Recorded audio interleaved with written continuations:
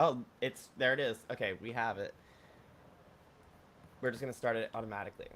Okay, we are on. Sorry for the wait and all the dramatic setup. Um, Basically, anyways, welcome to Untracing Trauma. We have Karaygeous, and how would you like to introduce yourself, Karayah? Yeah, so I'm courageous. My pronouns are they, she. And I have been an atheist for about 3 years, but I was deconstructing for probably 10 years before that. Okay. Ooh. So, 10 years, what? Well, it's there it is. Okay, we that have puts it. You in what age group 10 years ago? When was 10 years ago? This is I was about, 2012-ish? yeah, I was about 19. Okay. So you're already an adult and then you decide, "Hey, this isn't for me. I'm going to start deconstructing." What led you to that? Or where would you like to start is maybe where I should ask. Would you like to start at the beginning, go over kind of what type of Christian, what denomination you were? Let's start Yeah, there. so I feel like I always, I had a lot of questions. So I was always like thinking about things. Like, I feel like when I was like 14, there was a passage in the Bible that was like no big deal to everybody else, and I almost had like a mental breakdown over. Hmm. And it was Luke 4. It was in Luke 4 where Jesus has just come back from being tempted in the desert for 30 days, Mm-hmm. and he comes back and his hometown is like he tells them something, and the people are so enraged that they have him up against a cliff and they want to push him off and kill him, and all it says is that Jesus passed through. And I was like, Mm-hmm. and then it just moves on to the next chapter. It starts telling a completely different story. And as someone who has been in love with stories since I was a tiny child, I played pretend way longer than my friends. They were like, we're 11 now. We shouldn't be doing this anymore. And I'm like, but I want stories. you know? But like, so as someone But who's I been love Santa. um, uh, and so, as someone who is in love with stories, I was like, what do you mean? Like, how could this sacred holy text think that this was a proper way to tell a story? I have so many questions. Like, when it says Jesus passed through, does it mean he was like Andre the Giant being like, everybody move, and they had no choice but to move? Did he literally walk through them? Because if any, like, I was coming up with all of these scenarios, and every single one of them I was like, if that happened, half of them would bow down to their feet and immediately Yeah. worship him and like do whatever to like, and then the other half, the which I think would be the majority, would be convinced that he was some kind of demon or something, Hmm. that and would have spread everywhere. He would have been crucified way sooner than he was. Yeah. So I Yeah. was like, if I No, can that makes think sense. of all of these things, why didn't God? Mm. Because I was taught biblical inerrancy, that the Bible was 100% truth and that everything in it was exactly what God wanted it to be. And so when I was reading some of these passages, I'd be like, really?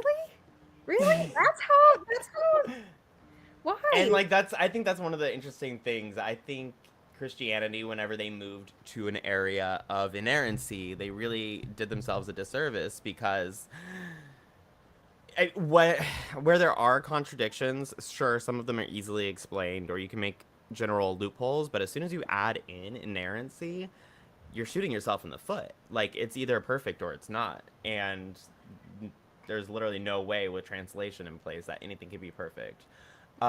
So was your entire family Christian? Were you raised Christian? Oh, yes. So from birth.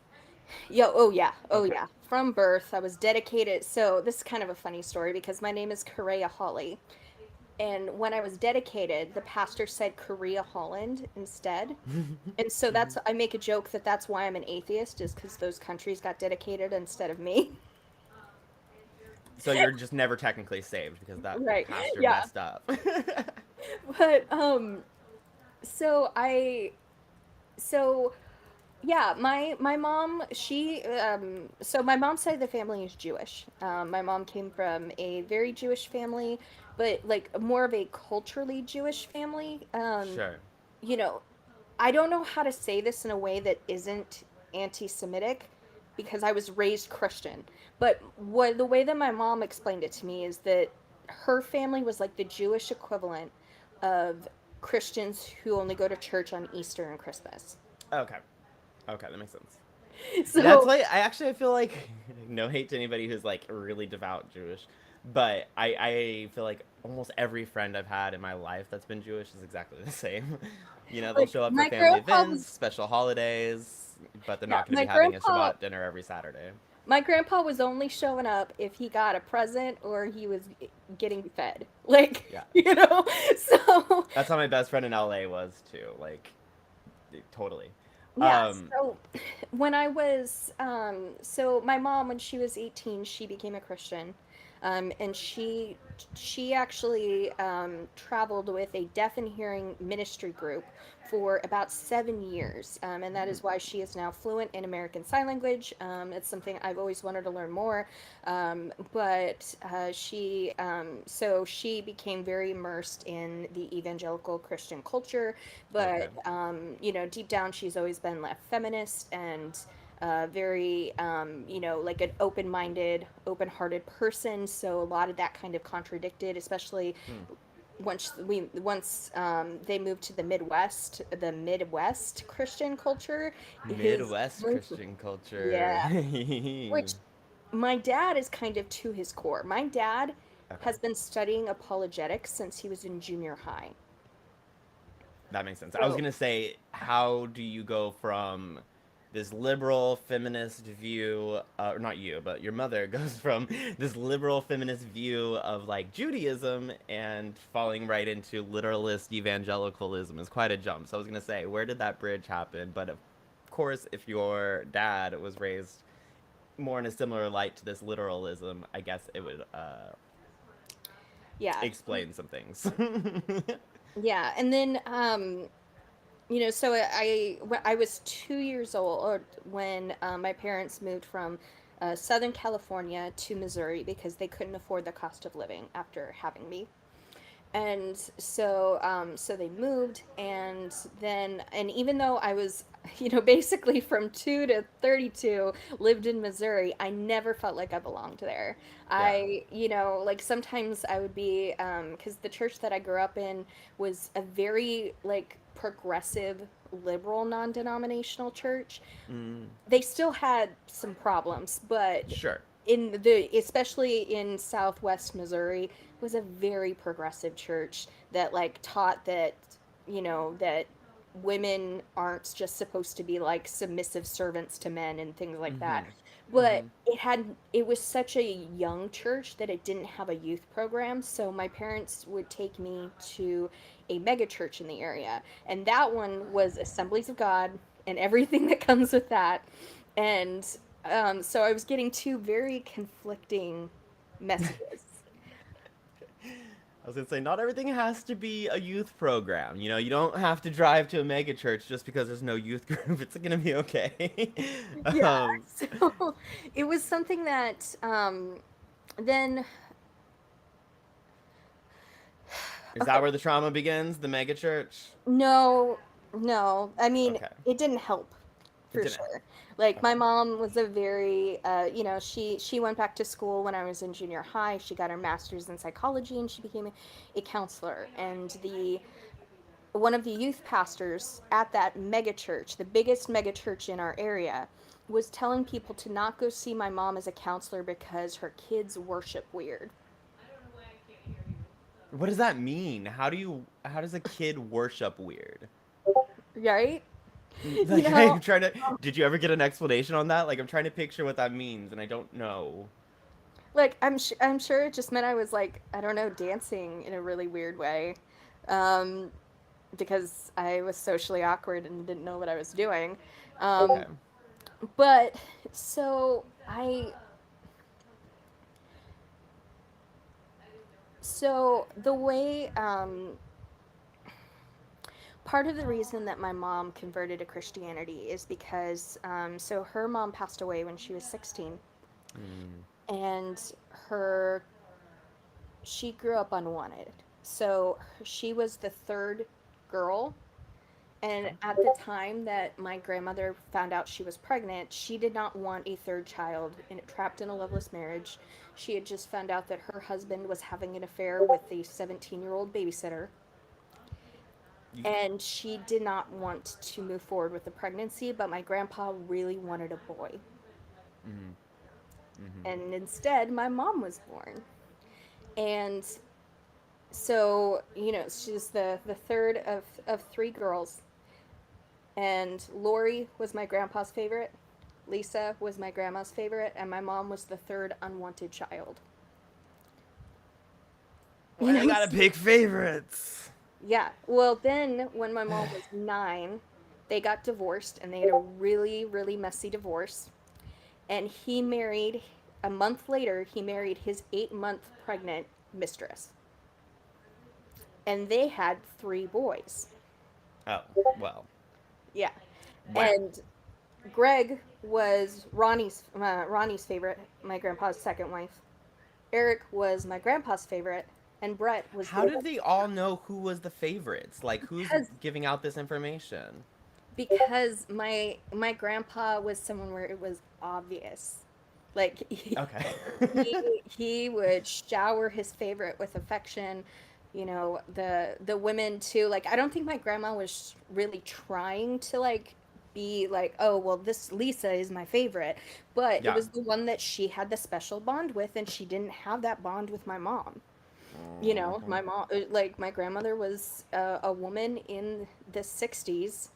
If you've ever watched like Mad Men and you see what like, Betty goes through with her husband's, infidelity and, Mm. it's just something I've that, seen it just from watching, like, my grandparents and just hearing the stories about also favoritism. So that's interesting. yeah. And so my mom and my uncle Brett were the third unwanted children of the bunch, and they are the Hmm. two that became Christians separately. Hmm. Hmm. And so she had a very strong bond with my uncle Brett. Okay. And so, because of that, my sister and I had a very, very strong bond with my uncle. Sure. And my uncle,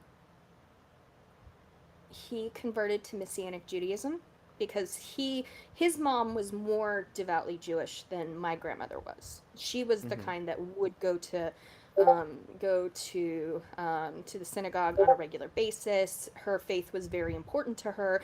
Sure. Not to say that it's not important to secular Jews. It's just not like she like walked the walk.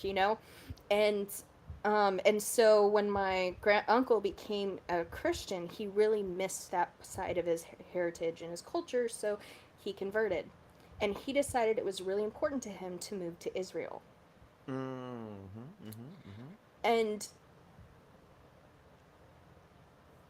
I want to just give this disclaimer. I am still learning about what is politically going on in Israel. So, whenever I'm talking about this, I don't mean any shade to people living in Israel. My uncle had really severe mental health issues. Mm. And Good when he, disclaimer, because same, not with the mental health issues, but like my knowledge about Israel and Palestine only goes X far, and it's like that much of a 1,000 year long thing going on here. yeah, But okay, go on. so when my uncle moved to Israel, he had a complete and total psychotic break. Really? Yeah, he very quickly started spiraling. We would get calls from him saying that the government was out to get him. We had no idea. We didn't find out until years later that he was undiagnosed bipolar and Mm. he was unmedicated and he was Mm-hmm. experiencing psychotic features, and he was completely away from his family, like literally in another Right, country. right. And he would call my mom and say that the government was out to get him and that Jesus was a fraud. And at one point, he threatened to hang her from an effing flagpole. Like, this is a very, like, mentally distraught person. Mm-hmm. And I remember, because I had just started high school. It was like my first or second week of high school. And I came home and my dad was home, and that was weird because he Yeah. should have been working. And my parents sat me and my younger sister down and explained that my uncle had wrapped himself in a blanket, poured gasoline on that blanket, and he set himself on fire. I should have given a content warning about this. I'm so sorry. I forgot to do it at the top too. Content warning, trigger warning. Da da da da da. Yeah, but Undo it from your brain. Sorry. but um and he had third-degree burns over 90% of his body. Oh So it God. wasn't Okay, a he survived? no. No. No, it wasn't a question of if he was going to survive or like die. It was when. Got it. And he passed away 5 days later on my 15th birthday. Oh, I'm sorry. And that really shook me. Mm, Um, yeah. you know, my uncle lived in New York when September 11th happened. He saw from his apartment building the towers fall. And I think about this every September, from Mm, September 1st, when I found out, to September 11th, of what he went through and what he saw on that day and how much that impacted him. mm-hmm. And it's really hard to believe that there is a loving God that has everything in control and is working things out when you are faced with that. 2 months later, my dad was diagnosed with cancer. And so I went from that to my dad being sick. Yeah. And my dad had cancer 3 times in 5 years. Wow. My dad is still with us. He is in remission now. He has been in remission for Good. Good. um, at least 12 years. But what we went through as a family,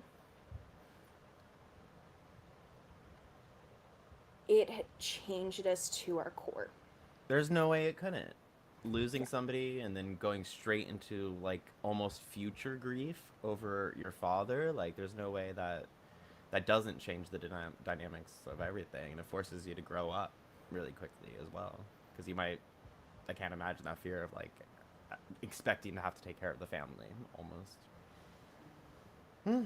It was that, but it was also dealing with my dad. He had two bone marrow transplants. For the first one, they took his bone marrow and they purified it and then they put it back. Okay. For the second one, it was someone else's. And there's this thing called graft versus host disease where you have to keep the person's if the person's immune system is too healthy, Mm-hmm. it will attack the new bone marrow and won't accept it. But Right. if it's not strong enough, the person will die from illnesses that should be no problem, like a common cold or a cough or a Hmm. flu Mm-hmm. could take the person out. And so my dad was on very high dose steroids. And steroid rage happens even if it's prescribed by a doctor. Yeah. And that the third time that he had cancer, there was someone else in my church who had cancer as well and also went through a bone marrow transplant. And he was only 25. He was such a tremendously sweet person. And I would talk with his wife and be like, "So, is Nathan yelling at you? Has he pushed you? Has he, been banging down doors? Has he threatened you?" And she was just like, No, no, like he got mad and broke a controller at once, Mm-hmm. but he doesn't treat me like that." And my dad, he had to have both of his hips replaced um, because of the high dose steroids. It actually caused the bones to start collapsing. Um, Really? yeah, I didn't know that was a symptom or like a yeah. side Well, effect. Yeah. Well, what happened to my dad's hips happened to Nathan's spine. It started collapsing Mm. in on itself, and they couldn't stop it. And right before he died, he was in so much pain. He was in an unbearable amount of pain. Hmm. And he was still asking his doctor if there was anything that he could do for the doctor. So for me, watching someone who deeply loved his wife, who would, I mean, And he this is was when he like was 25? 25. He died 2 days. He died like 2 days before his 26th birthday. Mm. And this was someone who deeply, deeply loved his wife. They wanted to have a family. They wanted to have kids together. He adored her. Yeah. He was this free spirit who never wore shoes in church because that's how he felt free. He um, would help anyone if they needed anything. Sure. What kind of God lets my dad, who was being verbally and abusive Hmm. to my mom and my sisters, and or my sister and myself, live, but let Nathan die? Hmm. And I hated myself for asking these kind of questions because it wasn't like I wanted my dad to die. I just Right. wanted him to stop being abusive. Right. But I couldn't reconcile how a loving God would make that choice to let a man in his 50s who had kids, who had a wife, he decided to let my dad live, but a 25-year-old who had his whole life ahead of him could have spent the rest of his life with his wife. They could have had a family. And it's a fair question to ask. I mean, not only just because of all the trauma that you were going through in that moment, but the fact that there were so many parallels that you could actually judge, like almost on a hand-to-hand basis, is it makes it a little bit even more unique than somebody. Again, I don't want to like pit traumas against each other, but like it's a little bit more unique even than just somebody being like, "Oh, my father died of cancer," but to watch somebody else go down a parallel path and then have the outcomes be entirely different, it those questions are natural. Oh yeah, And it was completely natural, and I knew yeah, that if my dad yeah, had died that I would have been devastated. of course, of Like course. it's not like I was wanting, that like me dealing with these questions meant that I was wanting something bad to happen to him. No, no, but it But was wanting accountability from God.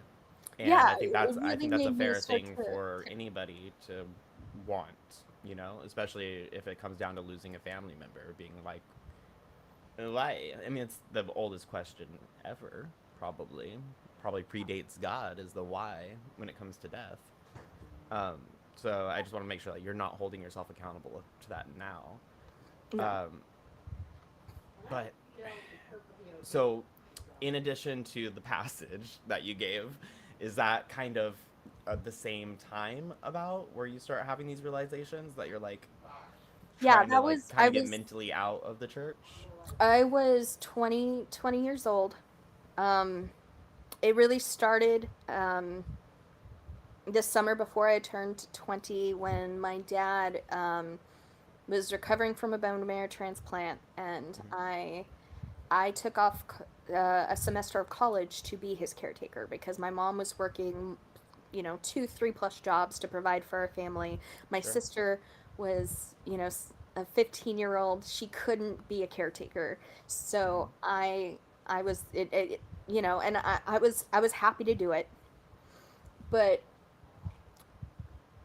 it was crazy to me to see how my dad could talk with me and be calm, and and then he would get on the phone with my mom and just start screaming at her and screaming at her over nothing, over things that made, like, it was like this is no big deal, and he was screaming at the top of his lungs. And it was like, how can you, because not only does that mean that, it means that he had the ability to control it. You know, like he Yeah. had the ability to turn it on and then turn it off.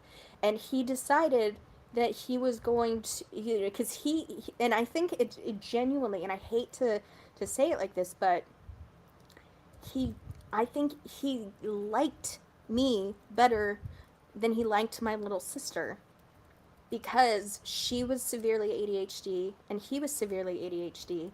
And when you see parts of yourself in someone else, that can be very difficult for that person. And I've learned I learned at 29 that I have ADHD as well, but you know, I was able to do really well in school. I was able to, you know, it took me a long time to get diagnosed because you know, it didn't present the way that my sister was diagnosed when she was, you know, in like kindergarten.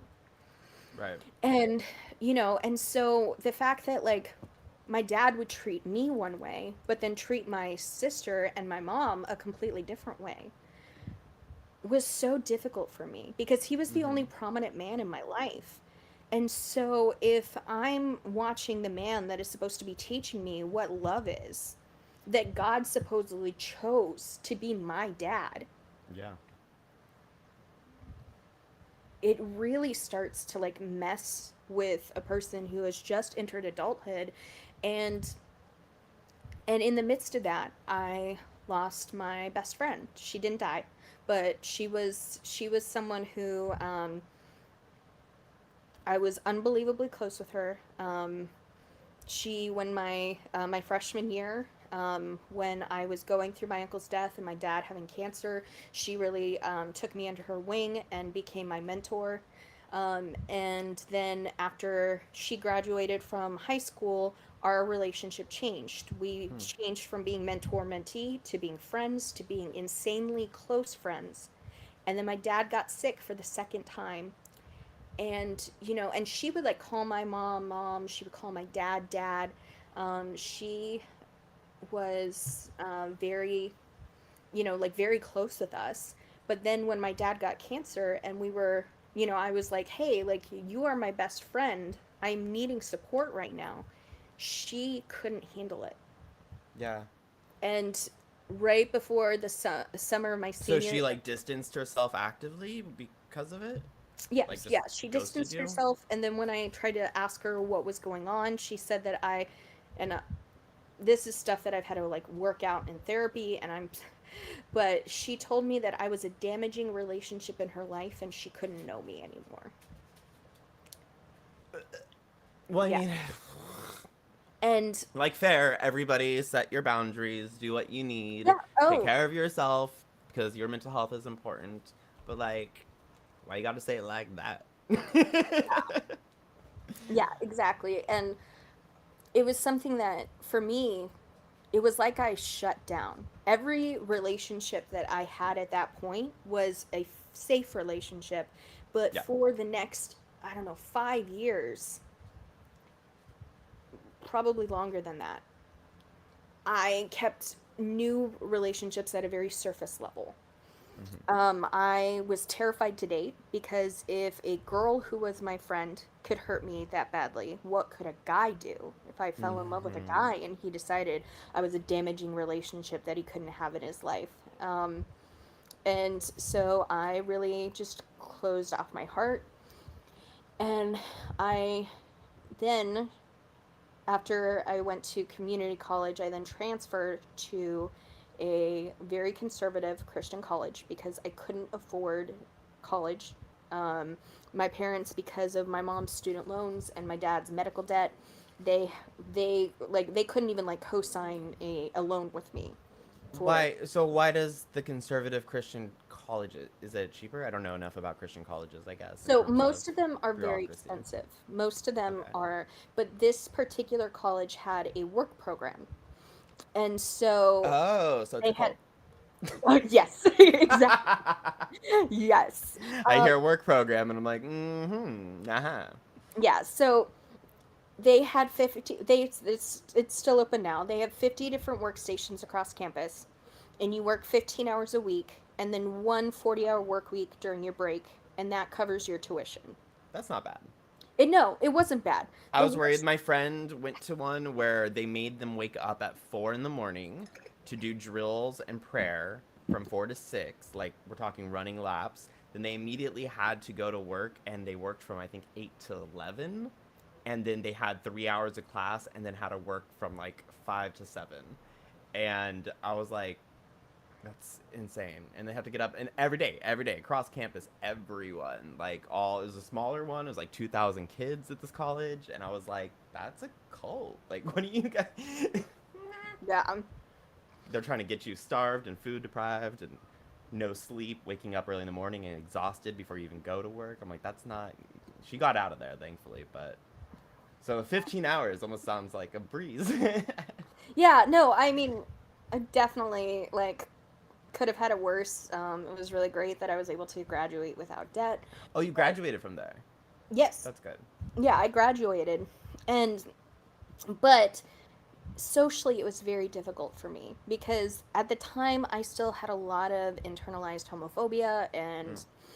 and but I also, my mom being a counselor had really like taught me to put myself in other people's shoes and try to, and I always, even though I believed that what the Bible said was true, I didn't understand why homosexuality was a sin, why God would Hmm. create people, and then like say that the way they Well, want. according to my TikTok comments, it's because butt stuff makes God cry. So, did you think about that? I I went through like an evolution of being like, well, it's a sin, but we all sin, and Yeah. everybody. And then like I went through like this evolution, but like for me, it was really like, I have an issue with food. I've always like for years have had an issue with emotionally eating, binging Hmm. sometimes. And the thing that can be really difficult about that, as opposed to like if you're an alcoholic, you stop drinking, and like that's easier said than done, but you stop Yeah, drinking. yeah, yeah. But you can totally avoid it. Right. Yeah, you can't stop eating. You Right. cannot stop eating. You will die. Yeah. So it's kind of, it was something that I like never even thought about that, but that's a really good point. That's yeah. so And so for me, it was scary. like, it caused me to have this like radical empathy because I was like, okay, I can't imagine what it would be like. I had no idea I was bisexual at the time, but I had no idea what it would be like if I was only sexually attracted to people that I could never act on it or I'd go to hell. Yeah. Like, Okay. That's a good way to put that. that like Hmm. to me it was like you can't stop feeling attraction to people. You can't stop, Right. that feeling, that like romantic longing to connect with another person and be wanted Hmm. and seen. And so, especially towards the end, I was just like, I don't even care if it's a sin. I don't care if when I get to heaven God says, you did all of this, but you did this and it did not honor me because you chose to love gay people, then God was How gonna have dare to you hold, choose to love gay people? right? I The was one like, thing I hated is love. right, and I Not was even like, that you yourself were acting in a homosexual capacity. It was the yeah, loving of gay people that right, would be the like sin. Because that's how I, evangelicals think for whatever God knows reason. well, yeah, because they like, I didn't get this from my main church, but especially the Assemblies of God church that I went to for the youth program. They really like say things like, every person that you don't tell the gospel to, or that you like allow to like sin and you don't say anything, that their blood will be on your hands. Yeah, it is your job personally to save every single person And you come into I contact with. Otherwise, you're complicit in their I sin. had no idea that I had an anxiety disorder. So Mm-hmm. that stuff stressed me out. I would have I trouble sleeping sometimes. bet.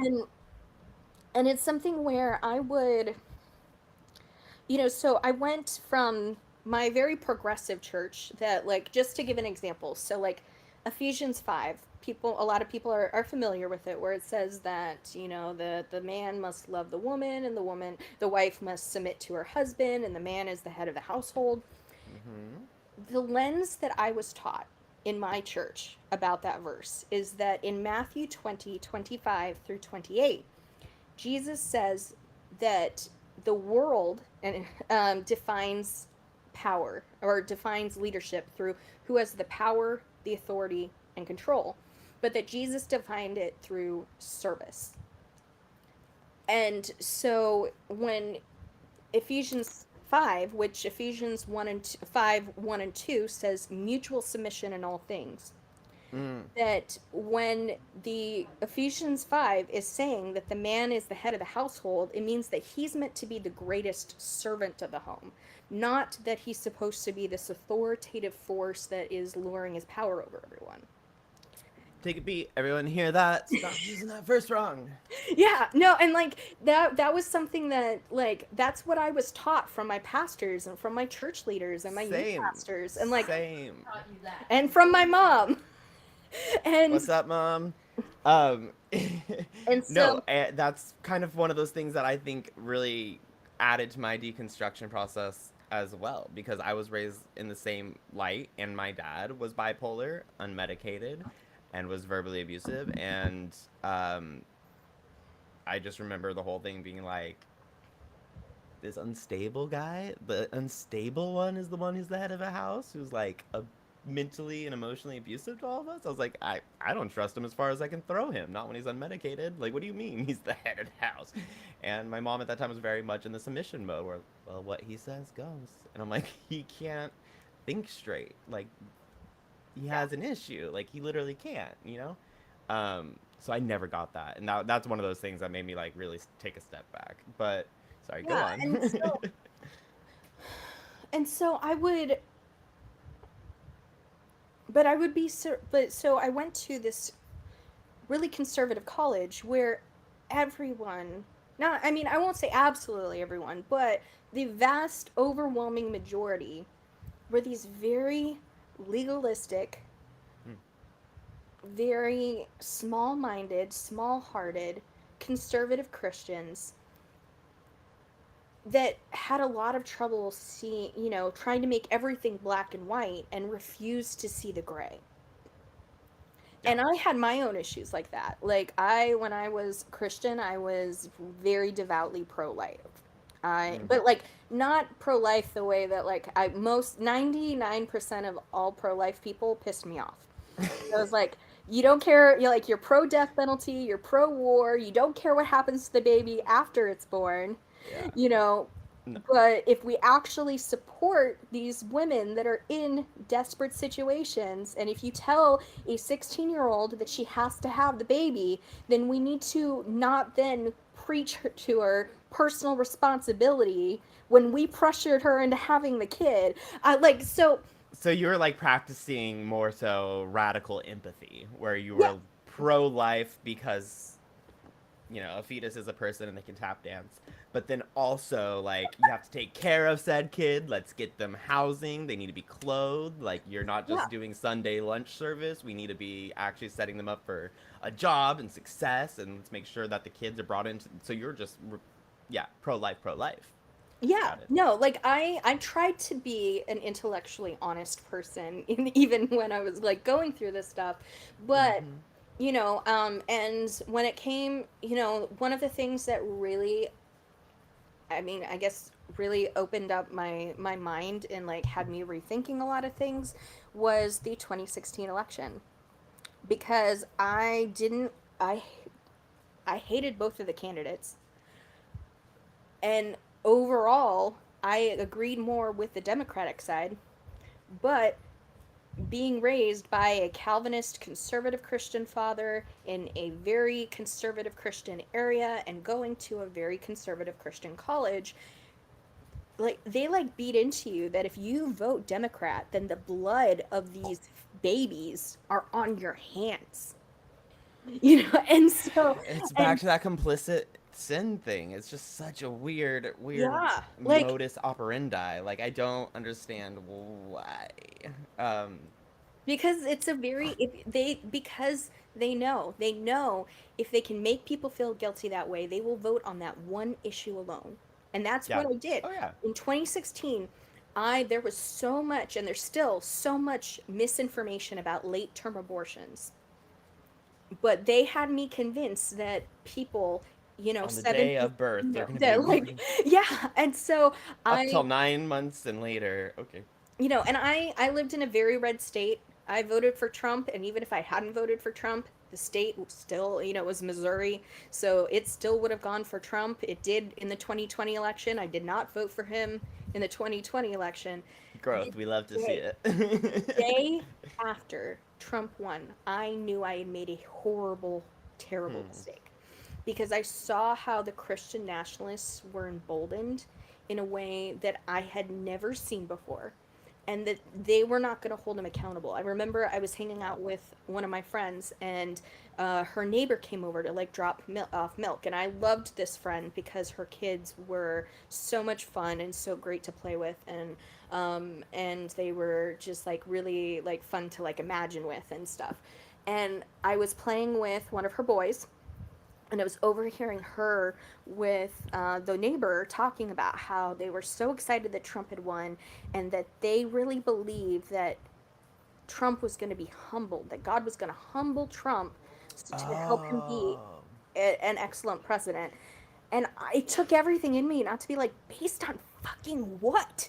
Like, Mr. Grab them by the like, are you kidding? You just gave him the most powerful position in this That's so country, funny. and you I think love he's gonna it. humble him? I Like, love it because I they're know. admitting that they know he's wrong. They're admitting they don't like his actions, his rhetoric, his wealth, what he stands for, and how it all flies against Christianity. At least Yeah, in and like, paper form, so at least in literally, black and white, it all flies against Christianity. And so, instead of accepting that he's probably the wrong person, not only for the country but for a Christian leader, instead of just admitting that, they just openly jump straight into, but God's gonna change him. Like, yeah, now that he has the position, and so it he's was like all good. literally the day after Trump won that I was like, I am politically ignorant about too many topics that directly impact me as a human being, and I Mm, cannot afford to be that way anymore. So I mm, decided to learn more about abortion, to learn more about education, about healthcare, about housing, about law enforcement, about, you know, the criminal justice system, about, I mean, everything. yeah. And I also grew up in a very white area. I grew up in an area over 90% white. I checked our census. I was So, gonna say, how did you know that? no, because You yeah, checked 'cause the I census. Okay, you checked weren't our outside census. taking like one white person, two black And people, three. in 1906, in the Springfield town square, 3 black men were lynched without a trial. It was an event. They made souvenirs. They called it the Easter offering. What year was this? 1906. Okay. Yeah. It made me feel a little bit better. Like that's still awful, but for some reason I thought you said Yeah. 1996, and I was No, like, no, 1906. 3 men were lynched without a trial, and nothing. There were no consequences whatsoever. It was, you know, because like the town leaders aren't going to criminalize themselves, right? So 3,000 black families moved away because they didn't mm, want to die, yeah, you know. that's fair. And the population has never recovered.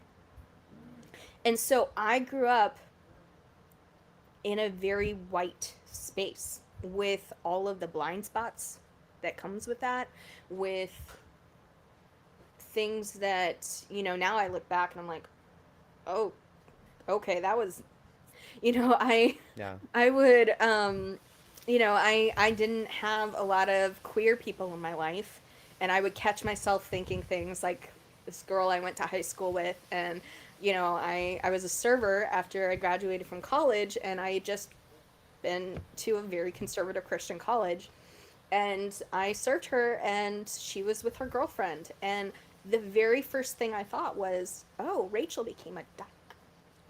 And then I immediately was horrified with myself because I was like, that's a human being. Like, what am I doing? What am I doing talking about a person like that? And I had to really be like, okay, I need to expose myself to people who are different than me because this comes from an inexperience. This comes from being in an Yes. echo chamber where, Yes. where you're not with people who are different from you, that are um That's and such a profound realization that I think so many people don't have. And I don't know whether it's because they just don't allow themselves to be introspective or be emotionally aware enough. But most people have sometimes even intrusive thoughts. Like you said, that wasn't necessarily ever your goal or your intent. And yet it oh still yeah, and pops up, I mean, you I know? didn't say that to her. I treated her, Right. with Yeah, I expected you not to. But most people even have those intrusive thoughts and realize they're not, that they aren't theirs, that they're not inherent to them, that they're just like reacting instead of thinking. So for you to actually take that as a signal that maybe you should back up and try a more proactive role in seeing the world is a step that I want more people to get into in the future. Now, tomorrow, yesterday. Um, because yeah. it's an important step that I think a lot of people are missing, especially right now in America with things like trans bills. You know, Yeah. maybe if you are terrified of trans people or drag queens, you should meet a trans person or And drag that's queen. what, I remember the first time I ever learned about non-binary. I knew what, trans of, you know, meant. I watched Rent and I saw Angel and I thought Angel was a beautiful character. And, Mm-hmm. I really liked, and so like I had started becoming introduced to that. And then in 2017, I became interested or introduced through the show Billions to a non-binary Oh, character. That was the I first love time I had them. ever heard I of the love term Billions. non-binary or had it seen any or like representation for it. Yeah. And I thought it was fascinating. I didn't, because I was still a believing Christian who thought 100% of the Bible is true. I thought that, if God was intentional about creating you in your womb, then he was intentional about your gender. But I still wanted to meet people who were non binary so that I could maybe come to understand it better, so that I could. Mm-hmm. And within 3 months, one of my coworkers came out as non binary, and they changed their name. They went through this process, and and we became really good friends. And now I have come out as non-binary. It's an infection. The infection is spreading. So I went through this entire kind of evolution of like starting from a very homophobic, transphobic, you know white centric place Yeah. to now I'm still wanting to make more connection with people who are different from me, especially Yeah. you It's like know a now I'm lifelong thing. yeah It's an education journey, if you yeah will. What I would say, because we're getting close to like that 10-minute away we mark, haven't is even gotten into like the most recent I trauma. the most recent. We're gonna have to have you back on when I'm not like breaking Riverside. Um, what was I gonna say? Oh, so I wanted to make that bridge again, just to see like, okay, so like a roundabout, quick explanation. This is how I fixed it. It's not gonna be like that, but so you had this trauma that between your uncle and your father really made you question God's authority and or divine purpose, if you will. And then you were still at that time stayed Christian, but that's when the doubts started to come up.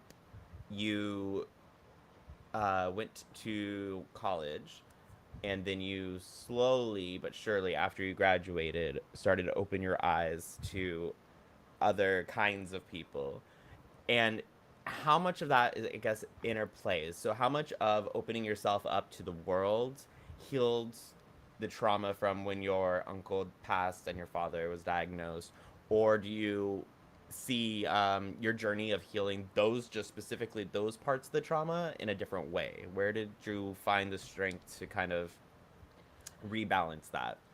um so with my uncle, the bulk of the healing has actually come recently, because ever since I became an atheist, I have wanted to learn more about Judaism and about Jewish culture to kind of see where the line between like his mental illness and like the culture and the heritage and the faith and like just how much anti-Semitism is in like Christianity itself that I had never Yeah. ever noticed. Mm. And how would have been so confusing for him, and why I could understand why he didn't feel like he really had a place. Mm-hmm. And then I, and so that has been really helpful as far as for my, when it comes to like the trauma with my dad. It was really just, with wanting to seek out and become friends with people who believed things that were different than me. I started becoming friends with atheists Mm-hmm. who Mm-hmm. would ask me some very poignant questions. And I had essentially come to like an own personal goal that I needed to have to do the research to find two pieces of information. So one was scientific evidence to prove that the creation narrative in Genesis happened, and historical archaeological evidence that Jesus resurrected from the dead. Because if I could find those two pieces of evidence, to me, everything else in the Bible could be possible. Yeah. Good luck. You'd Yeah, also be the most famous person ever. right. So and I was going through all of this, do these different, and I was not a very scientifically literate person. I'm still not. That's something I really struggle with. I love Forrest Valkai. I love Getzik Gibbon. I have to watch their stuff multiple times so that I might get half of it the like eighth time I watch it. Same. But it just wasn't adding up to me. I would listen to these Christian scientists trying to explain how the creation narrative in Genesis was possible, and I Sorry. would Anytime someone says Christian Scientist, not like the religion Christian Science, but I just hear Ken Ham's voice in my right, head and it and hurts. it's painful because I would be like, why are they forgetting the most? I'm the scientific moron, and yet I understand Einstein's law of relative gravity, or like, like I would be like, why are they forgetting some of the most basic content, like They're not concepts? forgetting. They have to purposefully undo I know. And I talked to my it. dad about it, and he loves science, but he couldn't give me an answer that I found satisfying. And then when it came to Wait, is your um dad a creationist? hardcore creationist. Hardcore. Yeah. Yeah. He Well, believes in like a that's terrifying. a 6 day creation, like, yeah. Even with the Because science, love? Even with the science?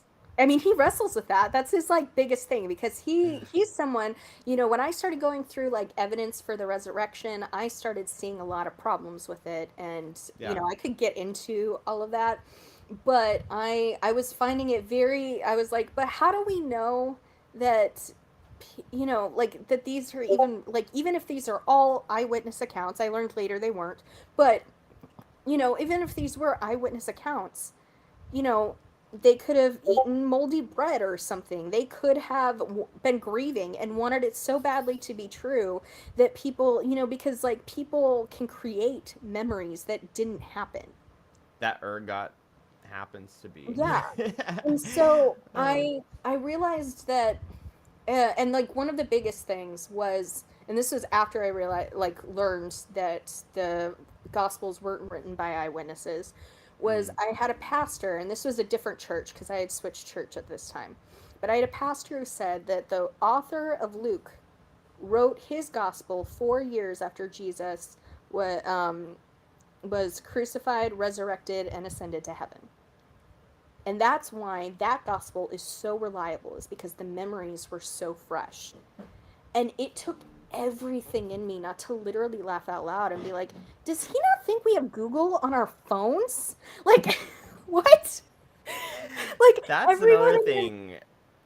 all of us deconstructing in like these later years, I feel like a lot of it doesn't have to do necessarily with us just being like older and wiser. It's literally just the advent of technology and it becoming unavoidable. Like I know so many Mormons who avoid the CES letter, like it's a plague, but like it could pop up at any time if you Google the wrong thing.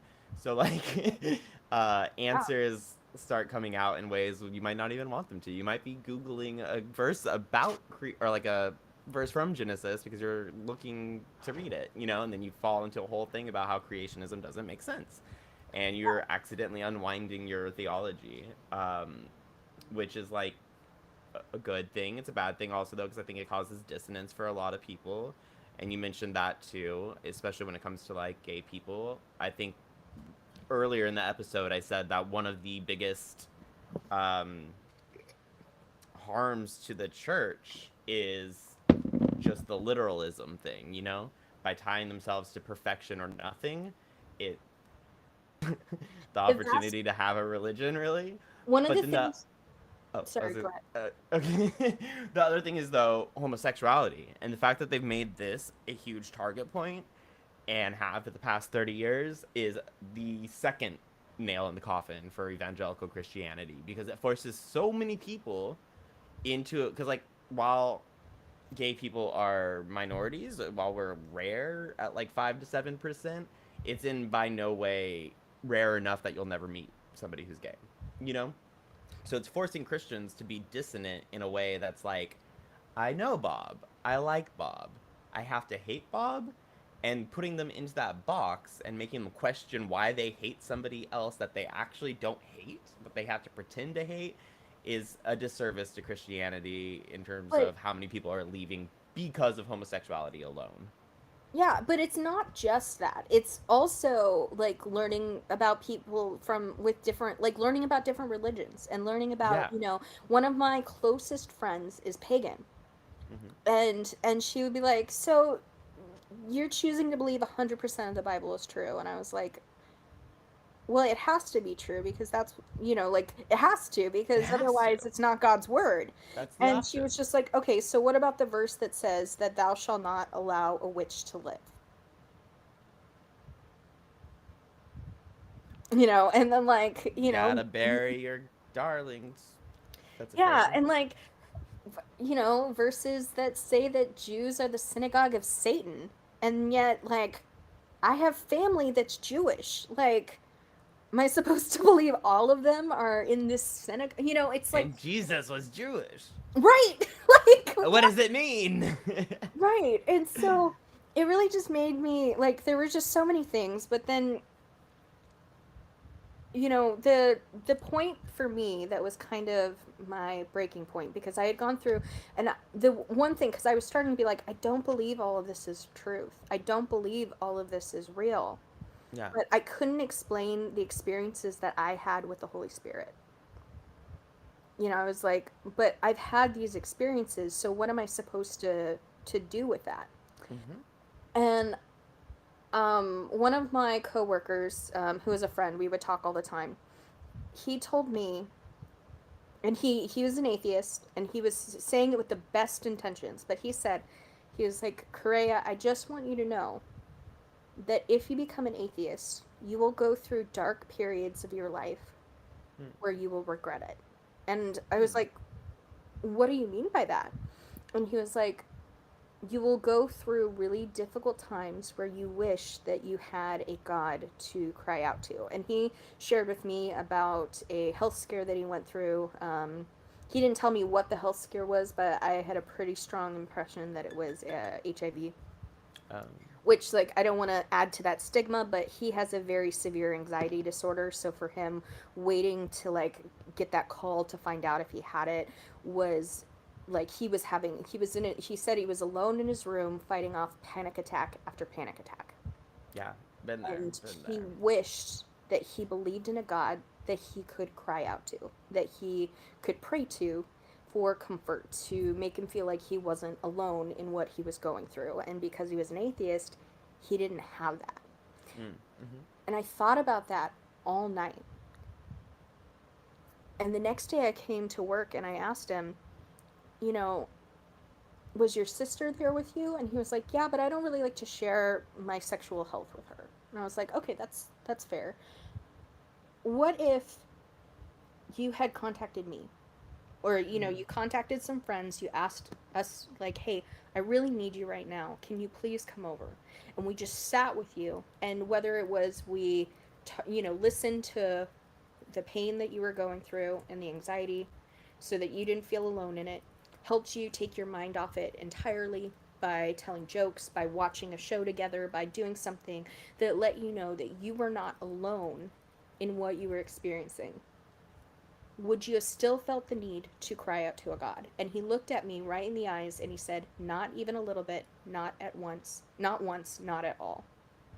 And it was Interesting. like a halogen went off in my brain that made me realize that every time that I had experienced the Holy Spirit, that what I really felt was the love and support of people around me.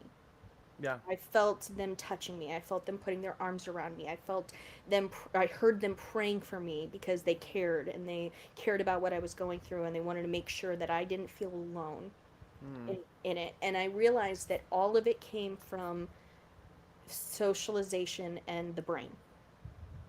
Yeah, You and know, and if you are community someone, connection is everything for human empathy and human just social health. yeah.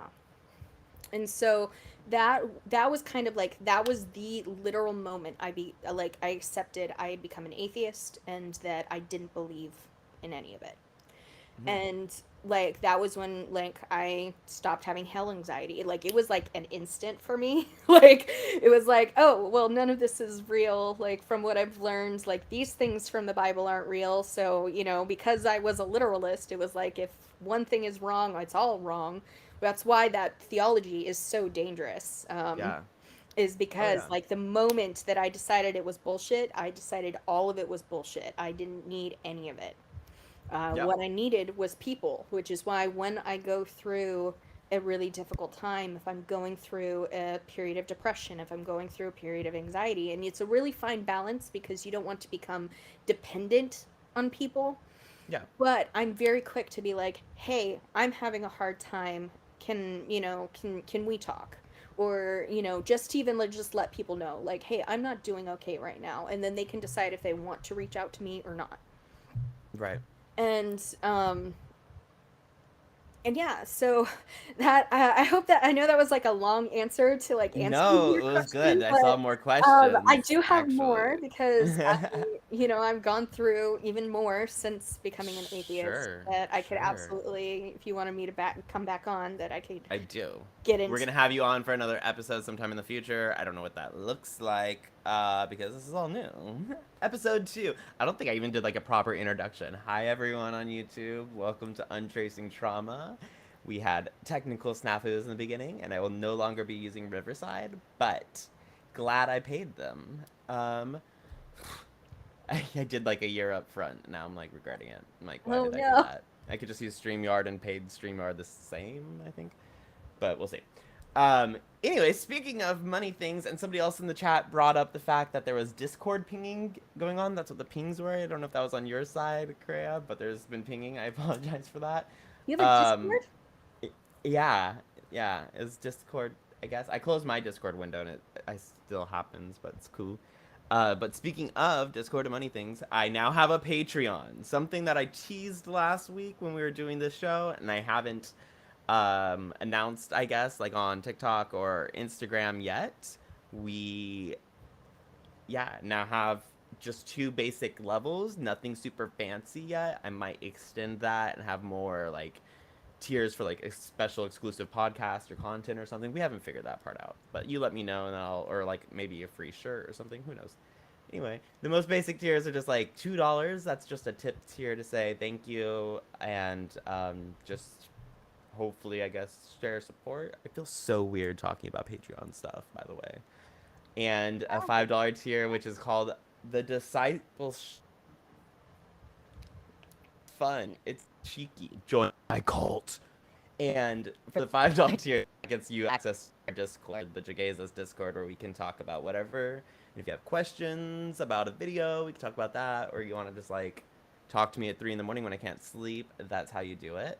So check that out. All the links are in my bio, which is kind of hard to find on YouTube, but you have to just click the extender link. It's a thing. Or in my shorts, I always post, oh, it's in the description of this video that you're watching now. Huh. Okay, my ramble's over. You know where to find me. My name's JeGaysus. Karayah, where do they find you? Do you have any projects coming up or anything exciting? And then we'll move into the Q&A portion. Yeah. So I'm actually going to be starting my own YouTube channel this year. I would really like to get it up and running within the next month or two. I'm just trying to like make my logo now because I figured out what I'm gonna call it and what I'm gonna call each section. So I'm gonna have so my YouTube channel is going to be called Karaygeous Hearts. My username on TikTok,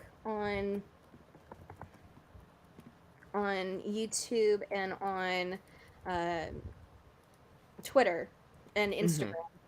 Mm-hmm. That is it. It's Karaygeous, but it's spelled like my name. And and whenever I get the channel up and running, I'm going to be calling it Karaygeous Hearts. Um, and I'm going to have two segments. So the first one is what I call the 3 L's of allyship or advocacy. So it's listening to marginalized voices, learning from their experiences, and lifting their voices up. I So love that. I'm going to be talking with people in the deconstruction community who are, so that we can get different perspectives.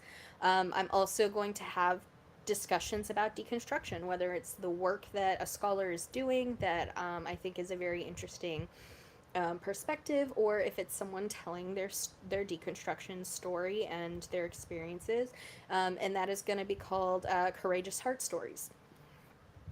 Love And it. so I am going to be getting that started with this year, and then yeah, you can find me. I'm probably the most active on Twitter. That is my current like the platform where I have the most followers. I'm almost at like 5,000 followers, which I know like isn't a lot compared to some people, but Your I, Twitter is banging though. I pretty much only get interactions from you. yeah, But it's good I because you like share keep me up to date more than the news on TikTok does sometimes. So yeah that's good. I share a lot about the growing dangers of Christian nationalism. I also to educate about it. I also share a lot, and when I say a lot, I mean a lot of memes. So if you like memes, check out my Twitter Check it because out. I I share. don't think we have any questions coming in. I did check a little bit. We only have like one guy yelling in here, so there's that. Let me check him out real quick. All on earth felt the fire Satan pulls down from heaven. The dates October 10th, 2005 and March 31st, 2020. Other times Satan did not make it speak. Those two, oh, they're deleted. I'm I trying to read sorry. them. I think I've interacted with that person before, and they're very anti-Semitic. So Ah, well, like, bye, guy. Um, I, that was the but only question I had is why not Allah? Why not talk about Allah? Which I've covered a billion times, but because right, I'm not Muslim. I was I'm not not raised in ex-Muslim. That's Islam not. and I don't know enough about There are Islam. some amazing people to support if you want to support, ex-Islam voices. Um, Infidel Noodle, Infidel Apostate Noodle's Aladdin. amazing. Apostate Like Aladdin. yeah, like there are people whose voices like listen to their stories, listen to their experiences. Mm-hmm. They share other people's experiences too. But Boom. I think it's important to stay in your lane and speak about what you know. I know what it's like to be a Jewish person who was raised exclusively Christian and became an atheist. And Yeah. so I have a lot of experiences with that. And so that is what I talk about. Also, it's ironic because they asked, why didn't you talk about Allah? Like, that's all we've been doing this whole entire conversation. Like, they do realize Allah is just God Yeah. in Arabic, right? That the word is just God. It's the same God. like if you are talking about, even if you think of them as two different entities and you're talking about the Christian God, it would still be saying Christian Allah because it's a word. Anyway. Yep. So, we've been doing it all day, my man. Yep. Anyway, I guess that wraps it about up. I'm gonna double check chat just one more time for questions. I'm not seeing them, but thank you to everyone for being here. I will see you next week. I don't know the time yet. Right now, I'm gonna narrow it down to Saturdays and Sundays. I was filming a music video in LA. Again, if you want pictures, go to the Discord. I'll send you more there if you ask for them.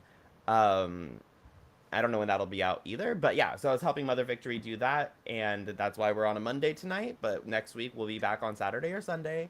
I don't know with who. We have a lot of guests lined up, and I just need to figure out which one's gonna be which. But I do tentatively want to say it's I Blame Bill, as long as she's free next I love her weekend. so much.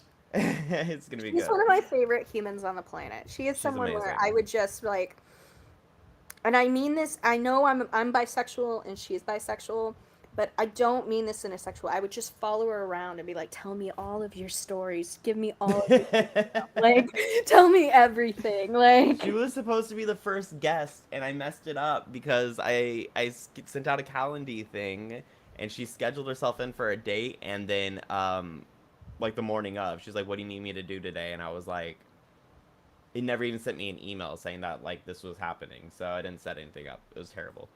But yeah, hopefully this weekend we'll see what she says, and I'll announce it here as soon as I know it. I have more information, but outside of that, I'm gonna also establish this as a podcast, and when I don't know, but I have already had people ask, like, you know, because people prefer different things, and someone just wants to listen to it in a car and stuff.